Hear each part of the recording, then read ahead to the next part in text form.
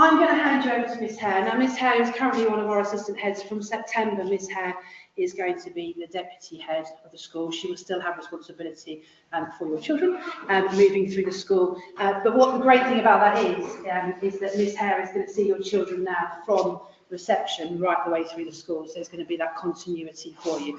Miss Hare is going to share about your journey into reception and some bits and bobs.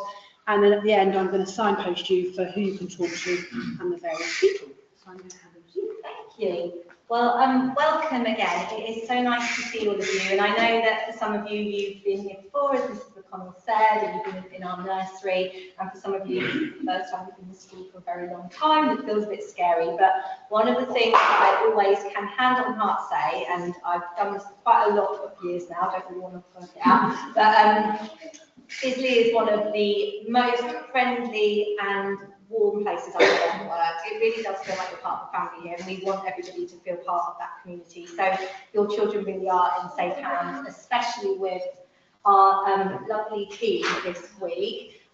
We have Mrs. Bash, who is one of our class teachers, and Mrs. Hill, who is our higher level teaching assistant, our HLTA, who will be supporting reception. And Mrs. Humphreys is currently putting her baby to bed, but she will be here as soon as that is done. And she is another one of our class teachers.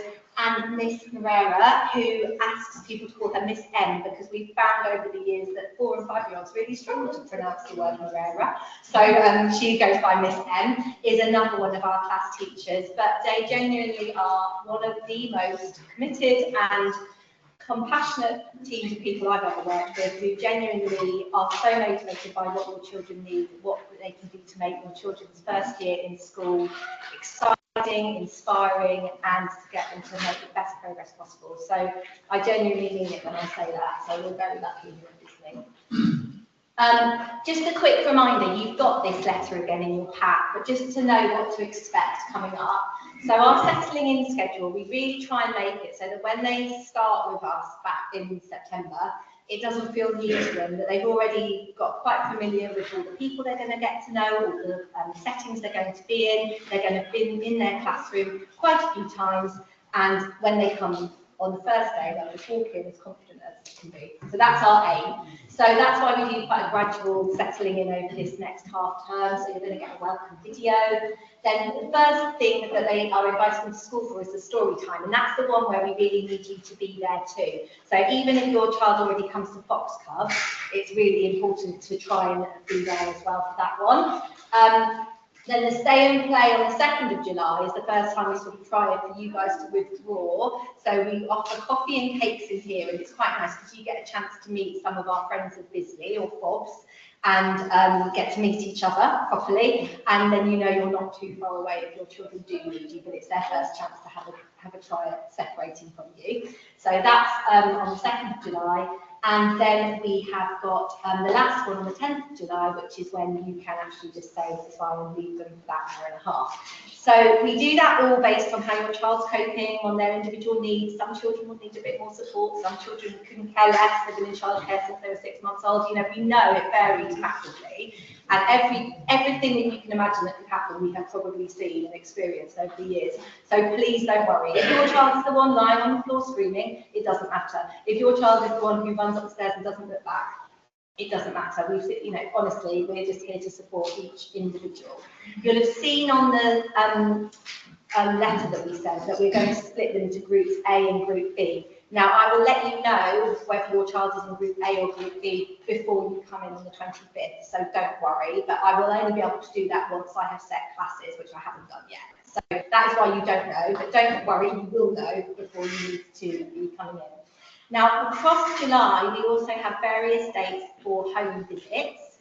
And again, you don't need to worry about those today. We'll sign you up for those when you come in for the story time. And that is really, really sort of, it's one of those things where people think, oh gosh, I don't really fancy the teacher coming and, you know, visiting. But I think actually we've got some people in the hall who have had a home visit before, who've been in our nursery, and it is just a really special experience. But firstly, for your child to feel like actually school and my teachers aren't this big scary thing. They've come and they've seen, you know, they've seen my house and we've had a chat and we've got to know each other. But also, it's that chance for you to have that sort of one-on-one time with your class, with your child's teacher, if you want to have any more of those private conversations that you might not feel comfortable doing in a more public area, or if you just want to ask a few more questions that you thought, oh, I forgot to ask that. So it's a really, really valuable thing. And the children, even some children, sort of year 3 and 4, say, oh, I remember when we had our home visit. So it's something that is something we really, really value. And then, as I say, by the 5th of September, we hope that they will be walking in with absolutely no worries at all. So, as I was saying, home visits are something we really, really value, but if you are an existing pupil in Foxcut and you've had a home visit last year or the year before and you feel that actually there isn't anything particularly new that you need to update us on and you're happy with the transition that Miss Evans in the nursery will be passing over to us, it is your choice. So you do not have to have a home visit, but we are very happy for you to have one if you'd like your child to have that opportunity to meet their teacher in the home setting again. But as I said, for everybody else, we really do encourage it. So, first day, we have a slightly extended drop-off period on the first day. So normally, drop-off window is from 8:35 till 8:55. So by 5 to 9, normally we need everybody in, and if they come in after that, then they would be marked as late. So that's your normal time. But for the first day, we extend that just because we know it can be a bit overwhelming on the first day. There's lots of new things to remember, lots of things to organise. You've maybe not parked here before, all those sorts of things. So we extend that to 9:30 just to take the pressure off of it. And then you'll see we have our different settling in options. So you don't need to decide tonight or anything like that. You can tell me at the settling in sessions, but your child can either come on in and go full-time straight away, which is absolutely fine. They can decide to stay just for the morning and lunch, which would mean they would be collected at 12:30. Or they can stay just until the end of the morning and go home for lunch. So you know your child best, whatever you feel would suit them best, but if you would like some guidance and advice on that, at the end, please do come and chat it through and we'll help make that decision. So, okay, so I'm just going to talk a little bit about what we do in reception class. So one of the things that is really lovely about the way our unit operates is that we have many of you will have visited, but if you haven't, you can come up and see at the end of the talk. There's a chance to come up and see. But we have a shared outside garden, and then we have 2 classrooms. So your child will be allocated what we sort of refer to in reception as their sort of registration group. So they will come in and they will register with a particular teacher. But after that, the whole sort of zone, because it's up its own little flight of steps, this gate, is the sort of reception unit. So they actually have a really large area that they can be into 2 different classrooms and a large garden that wraps around with some nice fixed equipment, which you'll see as well. So in that respect, it's a really nice sort of team. You know, they do have their registration teacher, but they also get to know all of the members of staff up there, and they get to know the children in both classes. So they're part of a really nice big team. So it's a really lovely way of working. The most important thing you probably will be aware of reception, but it's a bit different to maybe when some of us were at school, is that the way that reception learning is based is all around learning through play. So very often, a bit like if your children go to nurseries now, if they come home, I find the 2 responses I would get from my children would be either, what did you do today at nursery or reception? Nothing. Or, what did you do today at reception? Oh, just played.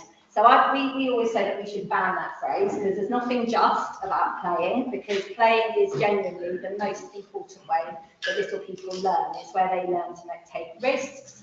It's where they learn to try out and test out ideas and theories. It's really the most important way that children can learn. So we do have some more formal learning in reception, and that is mainly based around when they're learning their phonics, which is how they learn to read. And we have a separate meeting, which I'll talk about later, which is based entirely about our phonics and how we approach that. But apart from the phonics, most of the learning they will do is really, really holistic and based on developing them as a whole little person. And it's one of the things that I really feel that we have really got right in this country. Our early years curriculum is statutory, which means we absolutely have to follow it, there's no choice, and it runs from 0 to 5, and it is extremely clear on the things that we want the children to be doing. And it isn't all sitting down at tables learning to read, write, and maths from the get-go. It's got a much more holistic way of looking at it. So I'm going to show you a little bit about that. So actually, I want to show you this bit first. So this is basically everything. By the time your child's 5 and they finish reception, we hope they will have covered in the early years foundation stage.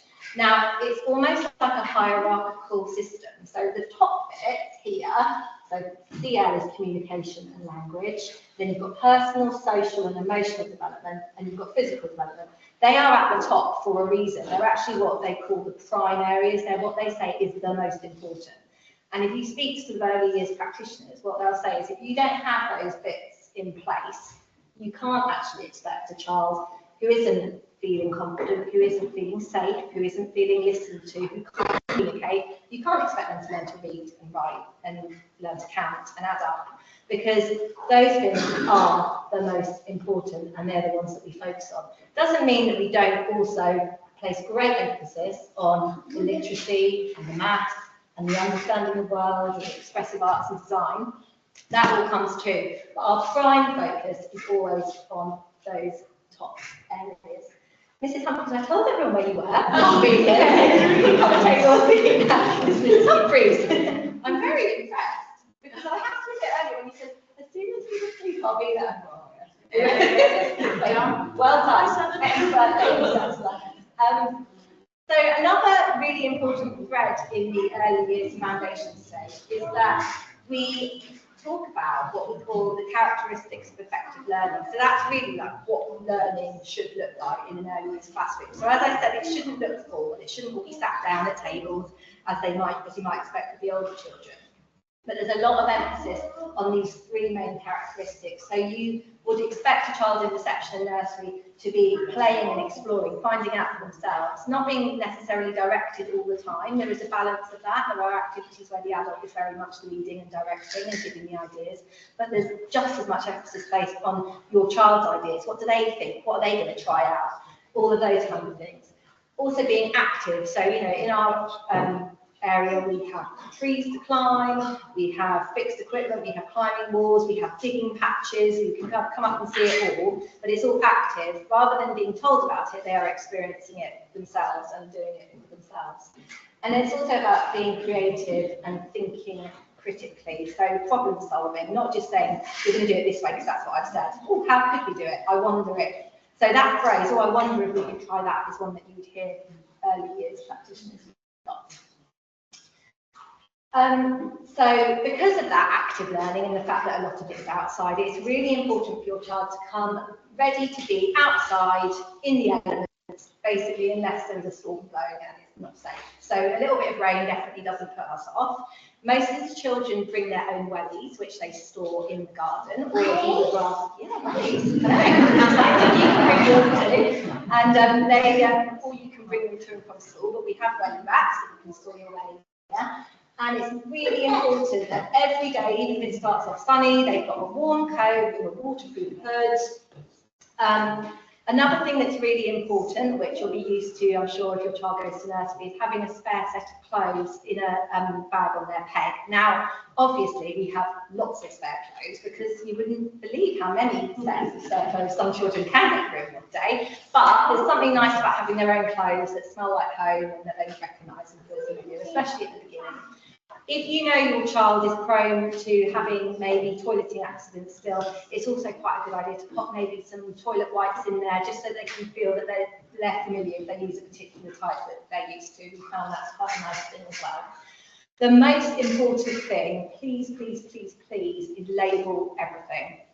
Because I know it's really tempting to think, oh, they won't put it down and lose it, but they will. There's so many distractions and so much going on there that if they take off their jumper and leave it often on the floor, let's be honest, or, you know, on the back of a chair, or, you know, in the home corner, or up, you know, on the top of the climbing frame, and there's 40 jumpers that it could belong to anyone, they all look the same.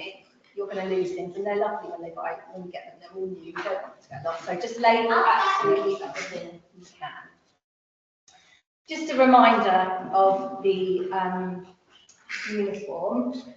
Bob's, our friends of Bisley, have like an absolutely monumentous stock. That's right, isn't it? Of second-hand uniform at the moment, and there's a link in one of your in your pack where you can basically probably get pretty much everything you wanted second-hand. So it's a really, really cost-effective way to do it, eco-friendly. You know, so it's a really good thing to do. I think Valentino's had an offer recently, which is where you can go to buy uniform.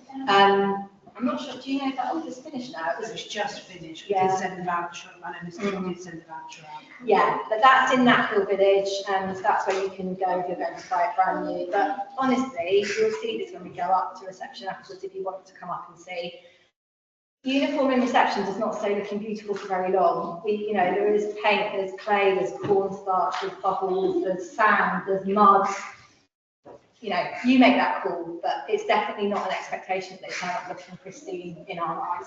So, and we've tried to make our uniform as realistic to the needs of the child being active and messy and having fun as possible. So joggers, leggings, that's all part of it. It's also easier for them to be independent because, you know, actually fiddling about with pinafores and buttons and formal trousers is not as easy for a 4-year-old or a 5-year-old than just pulling up nice soft joggers. So that's why we've designed it the way we have. So since COVID, I think most schools do this now. We've sort of dispensed with the days of having the PE kit on a peg and you getting it changed, which I do not miss, because doing that with 34-year-olds was never a great fun, and being able to find where their uniform had been chucked was always difficult. So when it's PE days now, and you're all told about when your PE days are closer to the time, the children come into school in their PE kit and they stay in their PE kit all day. And that just makes it a lot easier. Again, we have spare PE kits, so please don't worry if they, you know, have an accident that day or if they get messy, we can help them get changed. You'll see up there that where the children hang their coats, the pegs are quite tightly packed. So massive bags and rucksacks tend to fall on the floor or get in the way or frustrate the children because they can't see what, you know, that's obliterating the view of the next peg along. So something small and soft is easier. So, you know, sort of gym bag with a drawstring is probably the best one. Forest School is something we are very, very lucky and proud to be able to offer here. So we have our own designated Forest School area, and we'll be able to have a little peek at it actually because it connects onto our reception class outside area. And one of the things that we're really pleased that we can offer for all reception children is a block of Forest School. So that means that for a period, I think it's 5 weeks or 6 weeks, 5 weeks, every week for one afternoon a week, they will be out in the Forest School all afternoon, having that. It's a really sort of unique way of learning. It's very much based in the early years ethos of discovery, problem solving, but it's very much sort of it's like a bit more. It's even freer, isn't it? Do you want to please? You're an expert in Forest School, Mrs. Humphrey. So yeah, it's a really holistic way of learning. So it just allows children to kind of learn in a different way that they would normally. Like they can take it in whatever way they want to. They'll learn about nature. They'll learn practical skills, developing fine motor skills, doing things like weaving and even fire starting as well, and how to make a fire. So it kind of addresses a lot of the other learning that you wouldn't necessarily do in the classroom. But also that they can take those skills and kind of those fine motor skills and all that knowledge that they get, they can take that back into the classroom, because it's also a lot about learning to persevere with things, because lighting a fire is quite tricky if you play this deal. That you can think, oh, I was able to light that fire, I did that. I wonder if I keep on persevering with this writing, I could do that, maybe I could do this. So it's kind of learning those life skills as well, which you can apply to the classroom too. Yeah, and they absolutely, I mean, everybody is so delighted when they get their letter to say it's their turn to have their Forest School block. And you have a very specific kit list, and that is all laid out for you. And on those days, they can bring in their kit, or they can come in their Forest School clothes and bring in extra waterproofs to change into in the afternoon. So it's a bit like PE, they can come ready to go. Right, so working with you as partners is something that is really, really important. You know your children better than anybody, and we are always, you know, more than keen to glean all that information from you and to work together as partners. So it's something that we really sort of invest in at Disney. If your child has been in a setting, if they've been with us or if they've been some child models who use this or other nurseries or preschools, you might be familiar with Tapestry. Now, Tapestry is an online platform where we would be able to record what is essentially your child's learning journey. So it can be photographs, it can be videos, it can be written observations about your child. Now, it's interesting with Tapestry. It first came out, it's about 10 years ago now, and when it first came out, I remember my children were young, they'd been going for about 3 years, and I used to get hundreds of notifications, literally, you knew everything they were doing, and it was written in a lot of detail. Now, they reformed the early years in 2020, and one of the big findings they said was actually what teachers and practitioners in early years were doing was spending so much time on recording methods such as these, which are all on a screen, because teachers would have a tablet or a computer. It was actually taken away from interacting with the children. So they've actually wound that back now. So if you had children in the early years some years ago, you will notice that the emphasis has very much changed. So the emphasis now is very much on the most valuable thing a practitioner in the early years can do is to interact face-to-face with your child. I think we probably all agree that all of our children have a lot of screens in their lives, and it's going to be an inevitable part of the world they live in. That's fair enough, but actually we're quite privileged in our early years settings that we can cut that off for a bit and actually strip things back to basics. We can be in forest school, we can be in nature, and we can be focusing on that verbal communication. So with that in mind, we have wound back the amount you will see on Tapestry. That is not to say that we're not observing your children, that we're not recording all of that information in our heads and getting to know your children and thinking what is next, but actually writing it all down and photographing it just to put it onto a website was questionable. So you will notice the difference, but there will still be things coming through on Tapestry, but they will be things that are significant, something that they maybe have never done before, something that shows they've really hit a milestone. That's what you'll be expecting to see. What we would like to aim to do with Tapestry is to use it more as a communication tool with you. Because actually, once you get your log on, you can record videos and you can put on pictures. So if you do something exciting at the weekend, or if your child suddenly, reads their book and it's absolutely blowing you away because it's the first time they've blended those sounds together, you can record a video on your phone or on your tablet and upload it straight onto Tapestry, and then we will see it and we can show it to the whole class on the screen. And that's a lovely thing. That's a better use of it in a way for us. So that's Tapestry, and you've all had a form to fill in about that already. We also have a proud cloud system. So this is a sort of paper version of what I've just said. So if your child does something that you're really pleased with, really impressed by, maybe they've put their socks on by themselves for the first time, maybe they've stayed in bed all night or they've not been sleeping through up to now, anything like that, you can share it on one of these little paper clouds that we have outside the classroom door. Pop it in with your child in their book bag or hand it to the teacher, preferably in the front door, so we know it's happened in the morning. And then at carpet time, they will be brought to the front and the teacher will talk through what's happened and the children will all be able to celebrate their proud together. So that's another way we can contact you. There are lots of other platforms that we use. So Marvelous Me is an app that you will all be invited to install on your smartphones. And via that app, you will get what we call the Monday Memo. So the Monday Memo is really important because it basically tells you what we're doing in reception this week. So it's a bit like a blog, really, isn't it? We've done it in various ways over the years. Mrs. Humphries used to like to do a video. Mrs. Bash does a letter, so you'll have to wait with bated breath to see what they come up with this year. But it basically is every Monday, so you know what's going on, any important announcements for that week. So it's kind of like a mini newsletter just for reception class. But that's on Marvelous Me, so do try and make sure you have that installed on your phone. The Facebook page is actually managed and run by Mrs. McConnell, so you can always know that it's verified content, and it is very much there to give you the most current and up-to-date information about what's going on in school or what's already happened in school. So if we have a special event or something that we would like to share with you, there's often photos and that sort of thing on there. That is why in your admissions forms it's really important to make sure you tick your permissions, to make sure you've stated whether you're happy for your child's photo to be on Facebook or not, because that is something that we're very, you know, obviously we respect your wishes on that very much so.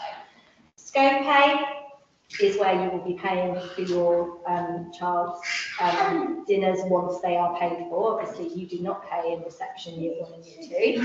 It would also be where if we had school trips to be paid for, you could make payments. And it is also where we collect our subs, which we request. So you'll find out about subs in your letter that comes at the start of reception, called your curriculum letter. So you get a letter at the start of every term telling you about that term coming up. And subs is just a voluntary donation that we ask for. I'm sure it's no secret to any of you that schools in this country are woefully underfunded. And to help subsidise that shortcoming, we ask for a voluntary donation. It is entirely voluntary, and it is something that we use to put towards things that otherwise we would have to shave off, but we want to give children those special experiences. Things like buying really expensive resources like clay, or lots of the arts and crafts things are quite expensive. We're giving them a special experience that we otherwise might not be able to fund. So subs are really important for that. So, lots of people say, oh my goodness, they're starting school in September, I've got to get them ready, what shall I do? They must be able to write their name, they've got to know all their numbers. All of that is a total myth. In fact, sometimes if we are pushing children to learn things in a formal way before they start school, it can actually put them on the hind foot, because then they get to school and the teacher says, oh no, we don't do it like that, we form our A's in this way, or we don't, you know, we don't pronounce it A, we say ah. So there are lots of things that actually, it's almost better just to leave it to the teachers to introduce it to them fresh in their way. Now that's not to take away from the fact that I know a lot of your children will have learned all sorts of things, and that was brilliant, and please don't stop doing that, but there is absolutely no pressure for them to get to a particular point. There are some things though that are really, really helpful. So, reading stories with your child. So I'm not saying they should be able to read, absolutely not. If some of them can read letters and know some sounds now, absolutely brilliant, but there was absolutely no expectation of that. But having that opportunity to share stories with each other, giving children that broader experience of the world they live in, having that chance to have those really back and forth conversations where you're giving them your opinions, but you're also hearing their opinions. You're wondering about things together. You're thinking, oh, has that happened to us? Do you remember when? All those kind of conversations are so, so important. Now, I said that we have got a dedicated reading meeting, which talks about the sort of nuts and bolts of how we actually teach your child to read in our phonics programme. That's on Wednesday, the 18th of September at 2:45. Again, you will be reminded nearer the time. If you want to swap up before then, all I'm going to tell you at this point is that every school has to choose a designated phonics scheme. We are a read-writing scheme. And the website for that is actually named after the lady who created it, so it's Ruth Miskin. So if you want to have a look, there are lots of parent films to get your head around, but it's our job on the 18th we almost do a little kind of workshop, a whistle-stop tour of how to teach phonics, what phonics is all about. So don't worry, you don't need to look at it in advance, but if you're interested, that's where to look. So yeah, sharing stories, lots of talk about them. And again, it doesn't have to be talking about stories, just talking in general, just having those conversations with children, broadening their vocabulary, exposing them to lots of new words, never thinking we have to sort of dumb down our vocabulary just because we're talking to 4- and 5-year-olds. If they hear you use a word, if they don't know if it's a hard word or not, they just hear it as a word. So all of those sorts of things are absolutely the best things that we can do. And that's what we look for when we go look to see if we're happy with how our reception and nursery classes are operating. Are the children talking to each other? Are they talking to the teachers? Are they talking to the practitioners? That is our absolute key measure of a successful place. Again, Mrs. Humphreys talked about it in relation to Forest School, but anything where you can help them build that independence and resilience. So just getting to that point where, okay, that didn't work out, never mind, what can we try next? There's this Montessori quote that if we do anything that we anything that a child can do, we should let them do first before we even try to help. So actually, just giving your child the opportunity to fail, for want of a better word, but then to realise that's okay, and we all make mistakes, and it doesn't matter, and we can try again. It fosters what we call a growth mindset, which is something that we believe in Bisley and the children are educated in. But it also just means that when they're suddenly in a group much bigger than the group they're used to being at home, and they don't have an adult to meet their needs immediately, as they might do at home, some of them will, some of them won't, it gives them that resilience to cope with that. So anything that you can do just to make them feel that you have a go, it's okay, I don't mind if you don't do it the first time, you tried. That's a really important thing. Okay, so just a little bit of housekeeping and then we are nearly done. Snacks. So we have tried to give a very, snacks, this is important. We have tried to give a very broad choice of what snacks your child can have, because I think we all know from personal experience that a hungry child is not a happy child, and if they're used to having quite regular little snacks at home, to suddenly come to school and then be told, well, you only get one apple all day and that's it for your snacks, it's a big transition for them. So with that in mind, the school is provided with free fruit. So we give your child one piece of fruit, or veg actually, they do vegetables as well, carrots and peas and pods and stuff, it's quite nice. But we give them one piece of fruit or veg in the afternoon, and we provide that. So then the flip side of that is that we ask that you provide one snack in the morning. Now in the past, I think this has got a little bit out of hand, and we've had lunch boxes with every snack going in it. You only need to provide one snack, but we ask that you stick to the ones that we have set, because if one child suddenly arrives with, I don't know, a fruit or a cheese string, then you can imagine that all the others want that, but they haven't got it, and it causes problems. There's also allergies, healthy school issues, all of those kind of things. So with that in mind, we ask it's either fruit, vegetables, plain breadsticks, plain rice cake, plain pita bread, or plain wraps. So not sandwiches, but just for those children who maybe need something a little bit more substantial than fruit or veg, and you know that they're going to have a dip in the mid-morning. Maybe if they get up at 4:45 a.m. or whatever it is, and they've had their breakfast hours ago, you might want to give them something a bit more substantial for the middle of the morning. They also need to bring a labelled water bottle. And can I make a request that twisty ones are a bit of a nightmare, because they often can't open them themselves, and then often if they do succeed in opening them, at that point it flies everywhere and explodes. So something with a flip, so not what Mrs. McConnell's got, that's bad, something like this, better, or a straw, anything like that, that's a lot easier for them to access. As I touched on, there is the option to have school dinners, which are funded for you at this stage. We're really lucky at this school because we have a really, really great selection each day. They have 3 options to choose from. So they have the red option, which is the meat option, apart from on meat-free Monday. They have the green option, which is vegetarian option, and they have a yellow option, which is normally a pasta or a jacket potato, so a more carby option. So normally there is something that they will like. And we have photo aids for them to help decide what they might want, but it's also a good habit to get in with them. You normally post on the Facebook page what lunches are coming up, so it's quite a nice conversation to have with them each morning at breakfast, just to say what you're going to have for lunch today, so that they're ready, because they come in and one of their morning jobs is that they decide by pressing the screen, which they will like, what colour they're going to be for lunch. If you don't think your child is going to want to do that, then they can have packed lunch, or if you think, oh, they can always enjoy the roast on a Wednesday, but they're not going to like Thursday and Friday, you can mix and match throughout the week. So that's completely up to you. And the last thing is to say that they are entitled also to free milk until they are 5. So you can register with cool milk there if you would like your child to have milk, and then they will be offered a drink of milk in the classroom. Right, so because we're a healthy school, and because obviously there are lots of food allergies and intolerances to be aware of with children, we don't have sweets or treats brought in for birthdays. So instead of that, we run a birthday book scheme where we encourage children to bring in either a book that they really love from home that they want to bring in to donate to school, or a new book that they bought that they want to donate to school. And on a Friday, the whole school comes together and we have what we call our celebration assembly.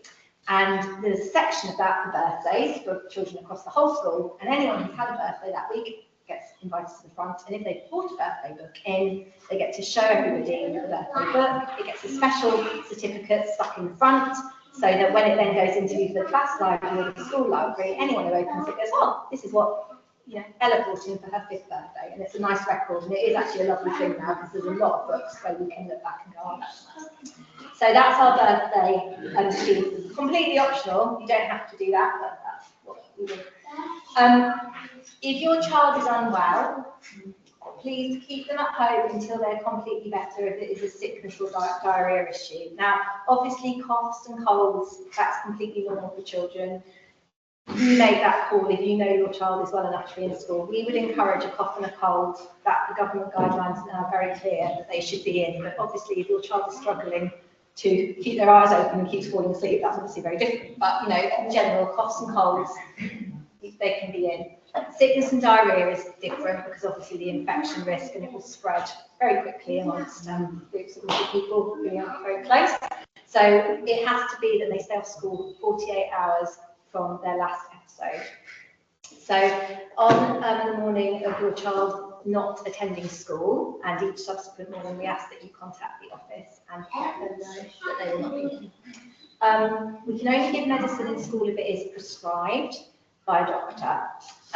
So if your child has a health condition and you have not made the school aware of that as yet, then obviously that is something that you can discuss with Mr. Charman tonight, and it's on your admissions forms as well. We will work with you to develop a care plan, all regular medications that need to be administered. We will make sure that we are up to speed and we know what is happening with that, so don't worry. If your child is on antibiotics, they need to be administered at school, absolutely fine, but they must be brought to the office where a form will be completed. We cannot ever have medication in a child's own bag. It must be brought to the office. And that is almost it from me. I put my email address there because, first and foremost, if you have any question that I haven't answered and you forget and you go home and think, oh, I need to ask that, absolutely fine. But when I'm putting our class groups together, I often ask people just to give me a heads up if there's anything that I really need to know. So if your child has a really special friend that you would really like them to be with, you can let me know and I will do my best to try and consider that. Again, if there are issues, maybe a particular friendship that hasn't worked out that well and you would rather they weren't in the same group, you can also let me know. Now, what I always say at this point is I can't guarantee that every request will be met.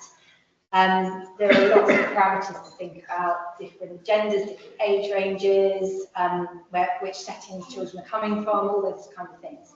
But I can obviously bear it in mind. What I would say is just remember that the way our unit works, even if your child isn't in the same class as a good friend, they will see them literally pretty much for the whole day because they are in that free flow shared unit.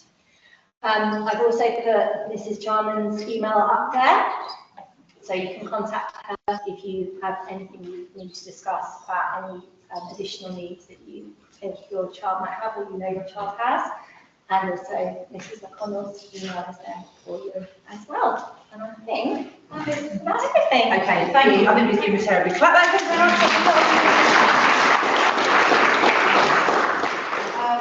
I appreciate that on these days there's a lot of information to take in. So just one thing to say and to reassure you that if you've taken information in tonight and it's gone straight over your head, that's absolutely fine. And if this is the first time you've been in school since you were in school, it's very natural for that information to go over your head. So you can ask us again and again and again, and it's fine. And we'll keep answering. So please come back to us.